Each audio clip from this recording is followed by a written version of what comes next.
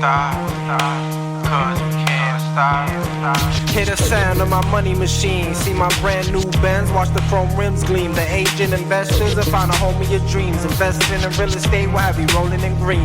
With the power and the knowledge at our fingertips, we are here to share and help get you rich. Eating fancy dinner, driving expensive whips, working out your brain like chest pressing dips. Stop leaning on the books and the courses you book. The conversations we have cannot be taught. Tune into the podcast with Lewis and Lamore. Our knowledge combined won't sell you short. And I'm out.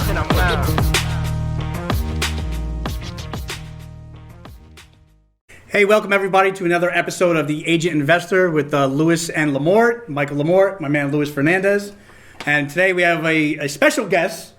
So I'm going to do something a little different. And we're going to introduce Marcus Banks, who happens to be a comedian. Comedian, host, actor, writer, producer. Oh, yeah, a lot going on there, right? Yeah. So I'm actually very, very excited to have a comedian and all your other attributes here because, we just started doing this podcast, like I said, a couple months ago. Mm-hmm. And it was really, Lewis and I really put this together kind of to share content with other agents and, eventually let it be a forum. But it's always kind of, I thought it'd be a great idea to have like a totally different, genre in here. Yeah. And obviously, I was introduced to you through a good friend, Mark Minetti, who was a financial advisor of mine. And we were supposed to be doing a charity event we've been trying to do for months. And COVID, man. But COVID really messed it up, and with the Mariana Rivera Foundation. Yeah. But we weren't able to put the event together because a lot of people were very scared about going out in public, which understood.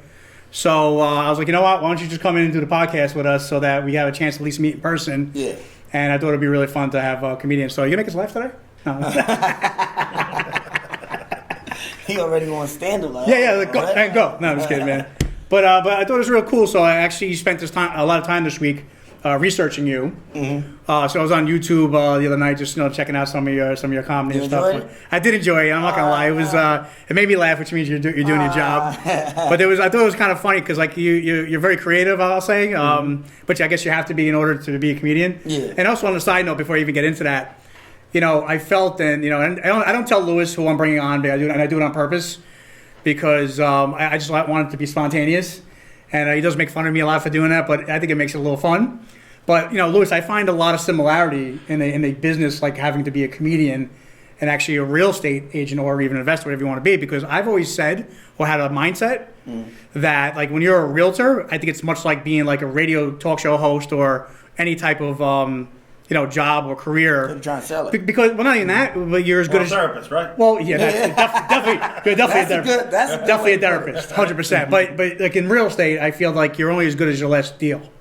Right? You stop doing deals and you get off the map, people are like, where to go? Right? If you listen to a radio, if you're a Stern guy or sports talk or whatever it is, and, they start not being good and not entertaining, you're as good as your last show. Right? And I kind of saw a similarity with that with being a comedian, I would assume, right? Yeah.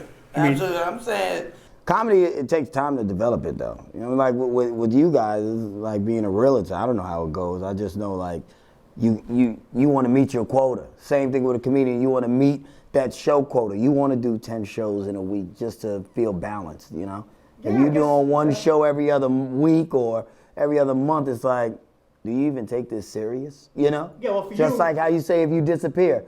It's about activities, right? It goes back to activities, right? Exactly. If you don't do your activities, you're not going to be... Exactly my point. Right. And you have to have good balance. Yeah, well, obviously you had to work to a certain point in order to get gigs. Yeah. In order to get your name out there and grow your career. Yeah, because I wasn't nothing. My first year, probably like year and a half, I was nothing. Well, that's pretty much the same thing in real estate. Because before we actually went on air here and started recording, we were talking about how, like, if you don't have listings, like you're pretty much not really going to be that known. Yeah.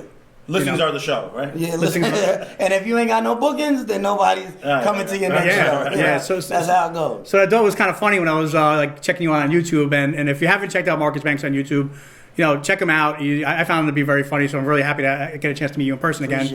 So you were saying something like, you said something like, I'm Marcus Banks, and like your name doesn't line up with you because you ain't got no bank account or something like that? I got a bank account now. I finally got my life together in this whole little pandemic, but in the beginning, it was just straight like, you would have been like, oh, this guy's freestyling this, like. But now it's so different. You came out the box like you just started picking on yourself. You're like, my name is Marcus Banks. Because it's your lifestyle. It don't make any sense because I ain't got no bank account. I ain't got no piggy bank, you said, right? Nothing. I have nothing in the beginning. Now I'm finally like, I got everything together. LLC, trademark, you can't tell me nothing. There's a process for everything, right? Yeah. And we always want to, get a shortcut to that process. Exactly. But you need to understand that it takes time, right? Everything takes time. Like my website, when I first dropped it, when I was dropping flyers, and somebody was like, when you gonna have a website so we go right to it? It was like, oh, I'm on Facebook. I was like, I ain't got Facebook. What if I ain't got Twitter? But it's like, if you have a website, it's like it's not, people do search the web. Yeah. So, so it was like perfect hand in hand, and then I just started setting goals to where it was like, all right, this is exactly how I want to pitch my brand. At what point did you know you were going to be a comedian, or was you like everybody else where you were growing up? Everybody's like, oh, you're funny, you should be a comedian. Oh, no, I was always a class clown, but I never thought of like taking it to the next level. I'm like, I ain't doing this. But my college roommate, he's the one that was like, yo, you should try this. I'm like, no. And he was like, yo, you host all the fashion shows and talent shows here. You make everybody laugh. But it's like, I'm making college kids laugh. They ain't got much to do.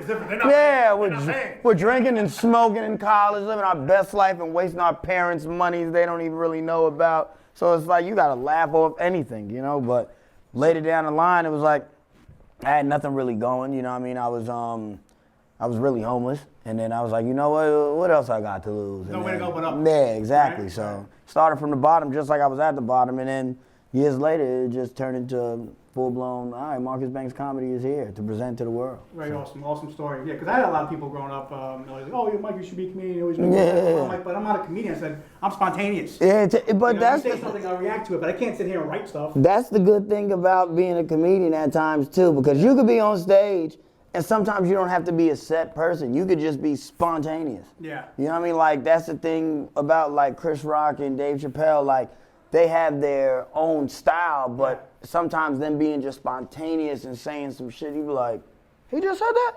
You know what I mean? Like one of those. So it's like, some of your friends probably, while y'all around, drinking, smoking a cigar, they probably like, wait, Mike just, that was funny. Yeah. Like when I walked in and you said it, I was like, that was funny. You know what I'm saying? So. But it's a different type of art. Like you have to, obviously at some point, like you can't just be funny. Yeah. Right? You have to sit there and what? You have to sit there and write? Like, what do you do? Sit there, write, study comedy. I still study comedy. But you study comedy, or are you sitting there like reading newspapers? Are you focused towards like today's events and make fun of that? Oh, well, that comes across your phone now. You don't even need a newspaper. You can download the New York Post on your phone. And I'm sitting there talking like You know what's so funny that it relates to our business is that a comedian has to be 100% scripted, right? And at times, but get off, improvise. Yeah. But you got to know what to say from the beginning. Yes, right? yes. Similar to our Gotta business, know right? your crowd. We need to know what we're going to say, and then you shift, right? Yeah, exactly. Based on your crowd, and you see, that guy. Same thing how to who you want to attract. To. Absolutely. Yeah. Exactly. You have like a scope of work of how you have to present yourself, exactly. right? But I have to imagine it just feels like you showing a house for 30 minutes, like you probably into it. When you on stage for that 30 minutes, it feels like a lifetime. I tell you now, if I'm showing a house for 30 minutes, I'm doing something wrong. No, that's a long time to be showing a house. I'm just saying, like it feels like even when I first started, me being on stage for 5 minutes. Yeah. When I heard my first, right? Because I wasn't hearing laughs, so it's like, damn. That was when you was gonna tell me get off. Like they wasn't moved, So. But that obviously happens to every comedian, right? Yeah, but any comedian that says, "Oh, I came out the gate and they loved me," like when you did your first show, you remember your very first time you went on stage? Yeah. Did you bomb? Bomb. Oof. How bad? Like to a point, a lady with a what's the joint when you breathe through your nose and stuff, and the breathing tanks. Yeah. She was like, I would have rather slept without my breathing tank than hear you tonight. I said, damn. Like, you know what I mean? Like, yeah, just like that. So it was like, and it was so bad because my uncle ranted and raved, called everybody. I hype everyone up. My nephew. And it was like my family came out, his friends, and they just like, don't invite me no more. Was the pressure more from your family or from complete strangers? It wasn't even more so pressure. It was more so like the way I was always in the room acting a fool. You know what I mean? I was living with my uncle when I finally got on my feet, so I'd just be in the room acting a fool, call a couple homeboys over, a couple girls over, and I'd just be over there talking shit all day. But my uncle's like, yo, you kind of funny. So then I'm like, all right, if my roommate said it, you said it, maybe I really need to take this serious. but I never wrote a joke at that time. So I just went up there and just talked about anything. And then they just like, this story's going pretty far-fetched. And then when I finally got off stage, like a comedian told me like, yo, you got what it takes, but you need to get like a storyline for your shit. It was all over the place. Yeah. So later down the line, I just started doing open mics and things just started falling in place, you know? Like I bombed once too, like, cause like, I don't know if you ever did this, I'd be shocked if you did because he's always a very well prepared, Lou's very well prepared, very disciplined and very, scripted in a way. He knows what he's gonna do, right? Which is smart. So one time, like 5 years ago or 6 years ago, I was asked to do like one of these home buyer seminars. And I never did it before. I was like, yeah, I'll do it. And I got up there in front of like, I don't know, 20 people. First second I froze. I was like, I don't even know what to say. Damn. Then I felt the heat going on. Oh, up your back. And I was like, I got my way out of it, but I was very, very uncomfortable. It was very, right now I can do it like with my eyes closed. I almost felt like that when I did my first theater.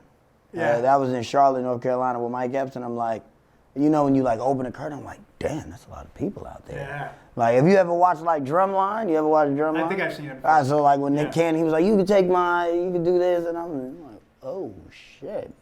There's a lot of people out there. Yeah. And it was like, you're first. And then I got the worst introduction. The DJ didn't remember my name.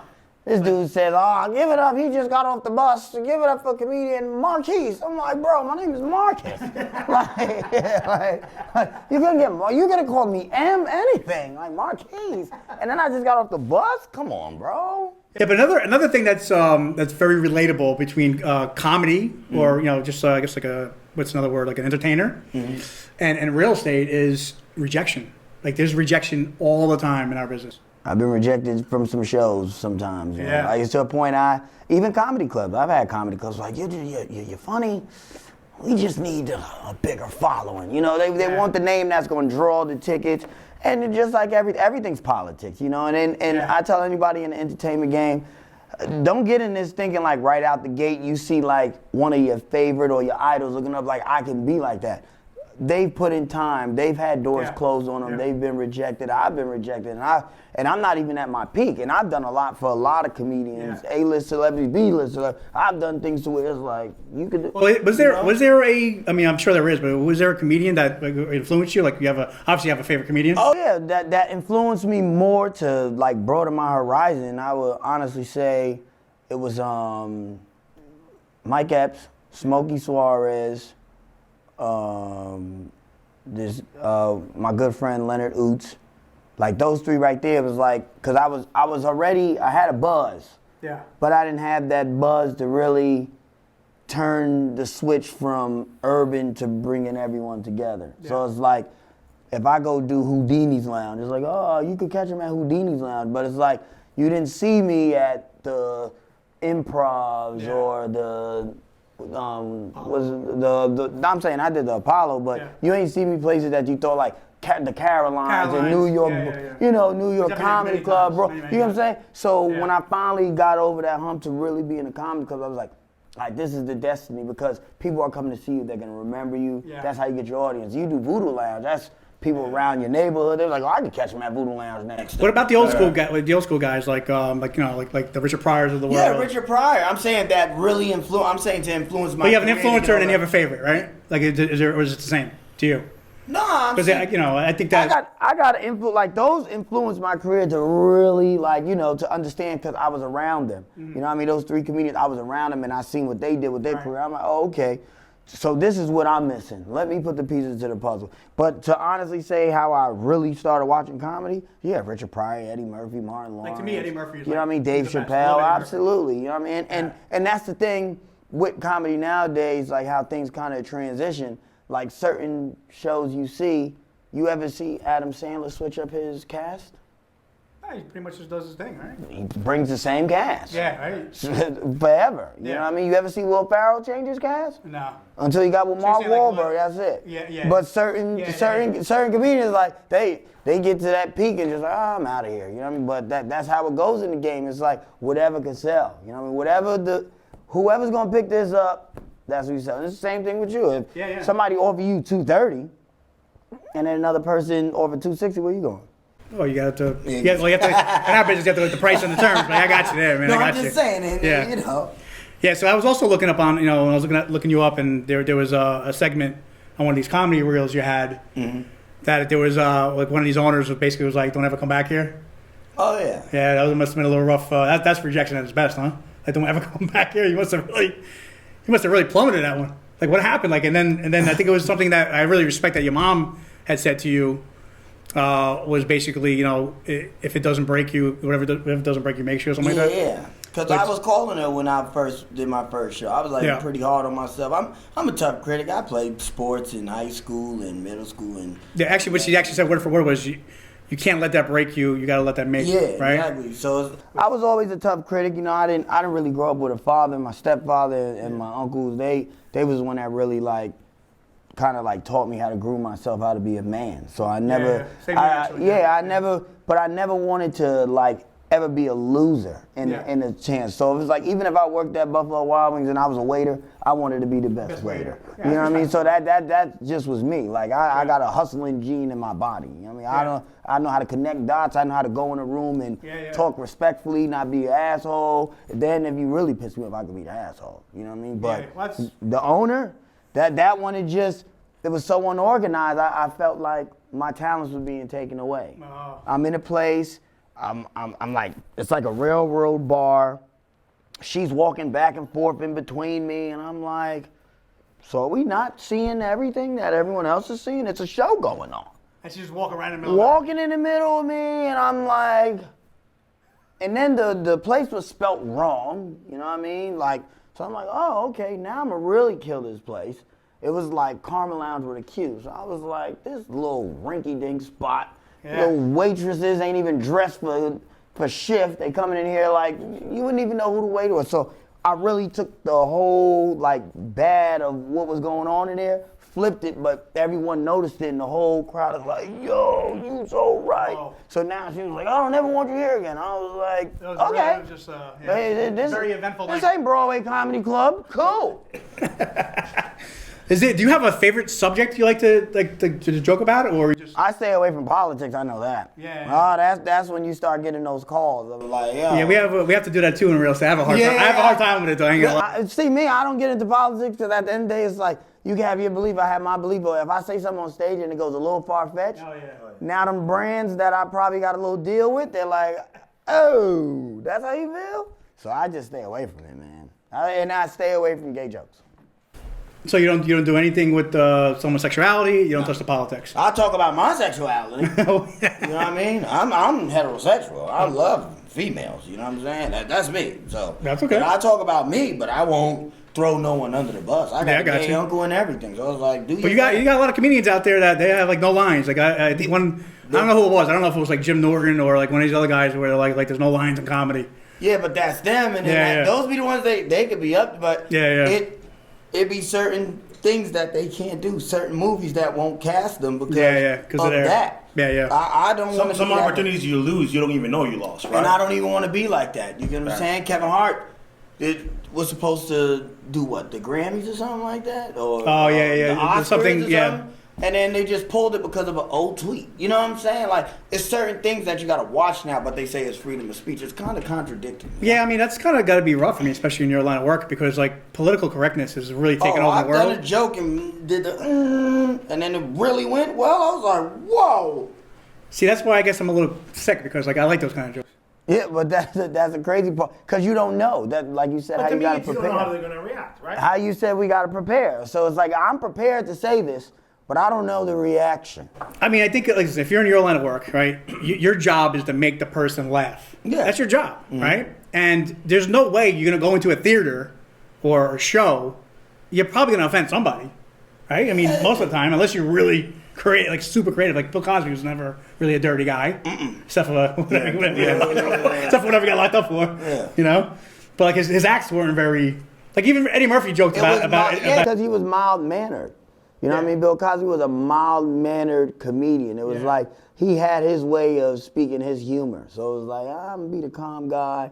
And he was calm, you know what I mean? To where the Bill Cosby show really added up to this is him, you know? But you get a Dave Chappelle and you the Chappelle show, he really touched shit that was he didn't just do that skit.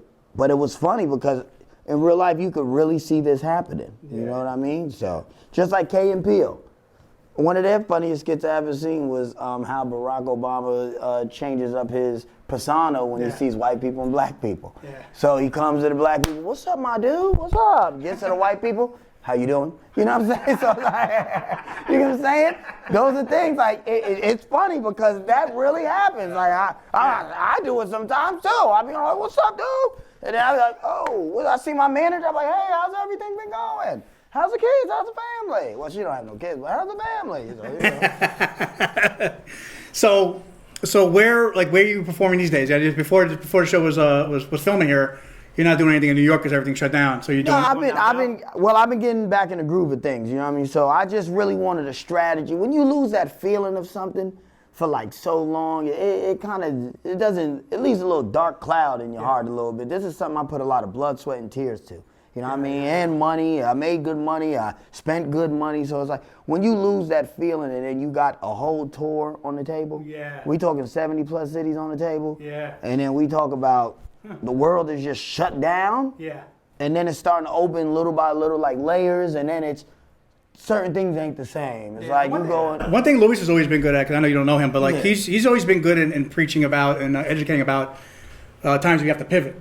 Right. Mm-hmm. And obviously, like, really the whole world had to pivot during COVID. I didn't know how to pivot. Yeah. You know what I mean? Most people weren't prepared to pivot. Yeah. I didn't know how to pivot. And I always said, be prepared for a rainy day. My mom and my grandma have always taught me that. Be prepared for a rainy day. Always expect the unexpected. But exactly. Something like this is very hard. And when my last show was Orlando, right? I did Orlando. I did a wedding, did a little comedy at the wedding, hosted the wedding, had a good time. Came back. I caught COVID. Like, as soon as I got off the plane, I knew I had COVID. As soon as I stopped and got Wendy's, and I ain't tasted spicy chicken, I said, all right. I went right back. Like, I turned around, I'm not gonna lie, man. I'm a big food guy, man. If I bite into something and I don't taste it. Don't taste it? Yeah. I'm gonna be. So and then now I'm getting home. Now I'm losing my smell where my mom is mopping the house, because I'm back here. I'm trying to reorganize. I just moved back from LA. I'm trying to get everything back together. I'm about to go back on the road. It's more easier to leave from New York at the moment. And then I just get the call like, hey man, we gonna put a pause on the tour. Okay, no problem. When you think? Then I'm just hearing next month. And the next you know, it's like, we about to be a whole year into this thing. So how long were you out of doing performance? I didn't do a show until, if I did it in March, I started doing live, like I started going Instagram live. After that, I adapted to that. And then it's just started digressing to where people just started finding other avenues to party. How'd that go though? So you started doing all your stuff on social media. And that started building a little audience. Yeah. And then once I was just kind of tired of it. One thing about me, I know when it's time to call it quits. Started high where I was getting 200 views and then it just started getting like 12 people. I don't want to talk to 12 people. I'll do a Zoom for that shit. So I'm being honest. And then next thing you know, it was like I started getting in the groove of things, started doing some open mics. I started going to some low-key open mics where comics will help you write things and you'll be on stage and, no, do this joke this way. And then I was just completely out of it. I was like, I'm kind of burnt out. Maybe I just need a break to myself. And I just started traveling. I just started going different states, going out the country. At one point, you obviously realized you had to make a pivot. Yeah, I had to make a pivot. And how the pivot came is like when I went to Atlanta, I seen how rusty my ass was. Like they might have laughed, but me going back to see the footage, I'm like, that ain't Marcus Banks. That looks like a beginner. You know what I mean? So that's when I really... You can fool everybody else. You can't fool myself. So then I start going back to Atlanta frequently to be like, you know what, I'm going to just keep coming out here at least 1 weekend out of the month just to stay relevant and fresh. And then now when I sat down with my manager and really got a game plan, I'm like, all right, I can start doing what these other comedians do. And I can put content out on Instagram. A lot of comedians doing that. You know what I mean? So now... You ain't got to come to the show. The show's coming to you. Yeah. You ain't even got to subscribe. You just follow. You can even, I'm still going to see the view if you go to the page. Yeah. Yeah. So what does like the next 12, 24 months look like for you? The next 12, 24 months is a lot of things in writing, but ain't signed. You know what I mean? So it's like you see how you got listings? I got listings, but right now I just have to sell me to all these people. You know what I'm Yeah. saying? So it's like touring right now is like not at a complete pause. Yeah. But it's not as fast as I want it to be. But I have to imagine that, like when you're, I mean, I don't know about what happened between say like 2015 and 2020, or just before the COVID. Yeah. Right. Everybody I've ever seen in comedy, either talks about their past, their present, other people, right? So now when you go through basically a year of COVID, like what do you got to talk about? You still got people in your past and present in COVID. You know, certain people. You know how much people don't call me during COVID I haven't spoken to in years. I'm like, you need something? I was like, yeah, man, so am I. I ain't doing shit. Like, I'm holding on for dear life over here. Yeah. I just save. I'm cheap. I tell you, I'm cheap. So you want to borrow $100 from me? Listen, you're gonna get 20 this day. We gonna spend it together. What you need the 100 for? That'll make sense for me. I'm sorry. Yeah. You know what I mean? So it's like I'll do what another person would do for me. I got a good heart, but I had to learn how to start saying no, because I always was yes. That's another skill, right? Learning how to say no and when to say no, right? Exactly. But you're a Westchester guy, right? Born and raised in Westchester? Born and raised in New Rochelle, New York. New Rochelle guy. Yeah. So very happy you came on today. I'm very excited. We have our last segment, which is called 5 and Out. I'm going to throw you some questions real quick, whatever comes to your mind. If you ain't got an answer, it's okay. We'll go on to the next. I'm going to throw you some softballs, and it might get a little funny. Or maybe not, because you'll be the judge of that. I got it. Right? What's your favorite meal? Soul food. Should be saying juicy chicken, but I'm just saying. Oh, I'm just saying. I was actually a test. You just failed that one. That's all right. Oh, good. Favorite movie? Of all time? All time. Favorite movie? Now, you would think it would be a funny movie because you're a comedian, but maybe it doesn't have to be. Nah. You said of all time? Why am I the only person who knows the favorite movie? Me too. What's your favorite movie? Star Wars. Yeah. Goodfellas right here, because I'm an Italian guy, so. That's what I was about to say. It's so much to choose from, because Goodfellas was my shit too. But You just said that because I said that. No, I'm serious. Harlem Nights, I have to say. Harlem Nights, the favorite movie? Nights. It was all right. Harlem That was Nights. a good movie. But Eddie Murphy's my guy, though.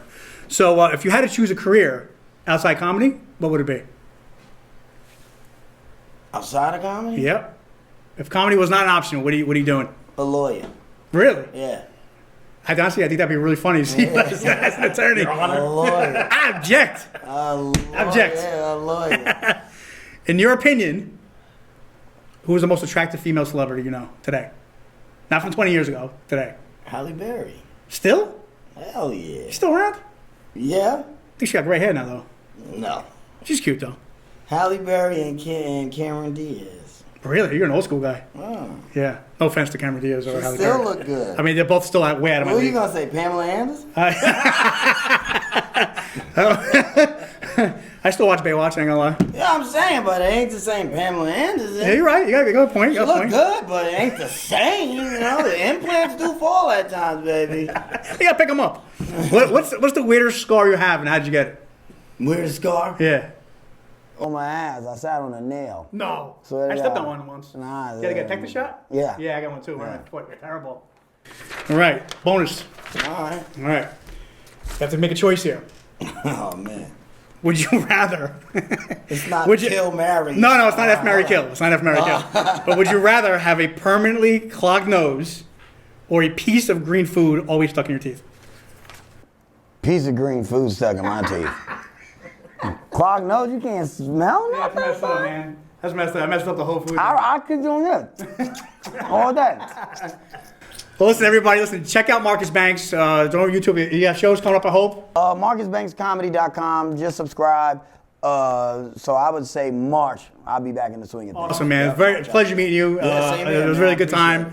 Again, The Agent Investor with Lewis and Lamort, and we'll see you next time. Yeah, we won't stop, cause we can't stop. Hear the sound of my money machine. See my brand new Benz, watch the chrome rims gleam. The agent investors have found a home of your dreams. Investing in real estate, we'll have you rolling in green. With the power and the knowledge at our fingertips, we are here to share and help get you rich. Eating fancy dinner, driving expensive whips, working out your brain like chest pressing dips. Stop leaning on the books and the courses you bought. The conversations we have cannot be taught. Tune into the podcast with Lewis and Lamort. Our knowledge combined won't sell you short. And I'm out.